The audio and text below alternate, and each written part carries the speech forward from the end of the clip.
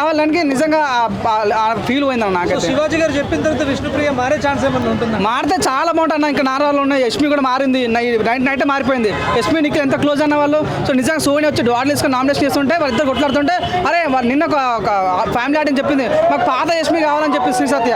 నిజంగా అరే ఓవర్ నైట్లో మన యష్మి చేంజ్ అవుతుంటే అరే చాలా బాగుంది, కొద్దిగా పాజిటివ్ వేరే ఛాన్స్ అయితే. ఎందుకన్నా వాళ్ళ డాడీ వచ్చి అందరికీ మా అమ్మాయి తప్పేసిన సారీ అని చెప్తుంటే కొద్దిగా సింపతి కారణం పెరిగిందన్నమాట. సో అక్కడ చూసుకున్నా కూడా అది సేమ్ హీరో చూసుకున్నా మారిందన్న ఫీలింగ్ వచ్చింది. సో విష్ణుప్రియ కూడా మారితే బాగుంటుంది, లేకుంటే మారుకుంటే మాత్రం 4 వారాల్లో 2 వారాల తర్వాత అనుభవం, లేకపోతే 1 వారం తర్వాత పోయే ఛాన్స్ ఉంది అంతే. సో అమర్దీప్ గారు వచ్చారు, నిఖిల్కి సపోర్ట్ ఇచ్చినారు.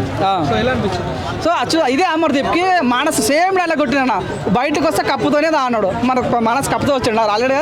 సో మానస్ కూడా కప్పు కొడతారు కానీ డైలాగ్ కొడతారు కానీ అంతే, కప్పు తీసుకొని రా అంటాడు. అది కొట్టొచ్చు కొట్టకపోవచ్చు, అవతల చాలా స్ట్రాంగ్ కంటెస్ట్. గౌతమ్కి అయితే విపరీతం ఫ్యాన్ బేస్ ఉంది తనకి. అయితే ఇప్పుడు ఒక ఎగ్జాంపుల్ చెప్తాను నేను. మొన్న నేను నా పర్సనల్ ఫోటో ఇన్స్టాగ్రామ్లో మా లవర్తో దిగిన ఫోటో పెడితే కింద ఒక కామెంట్ పెట్టిండు గౌతమ్ ఫ్యాన్స్ అని.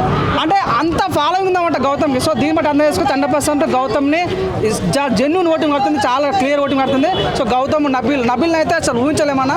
ప్రతి ఒక్కరు ఫ్యామిలీ కూడా అందరూ నబిల్ని పెట్టారు. అంటే కార్నర్ మీడియా చూసుకుంటే నబిల్ ఒక వరంగల్ నుంచి వచ్చిన ఒక ముద్దు బిడ్డ.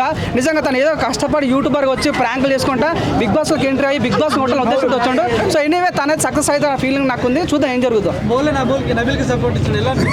క్రేజ్ అండి నువ్వు చూడండి, నువ్వు బోలే అయినా నబీల్ అయినా అలా మేనేజ్తో సేమ్ ఉంటా ఉంటావు. అబ్బో ఏంటో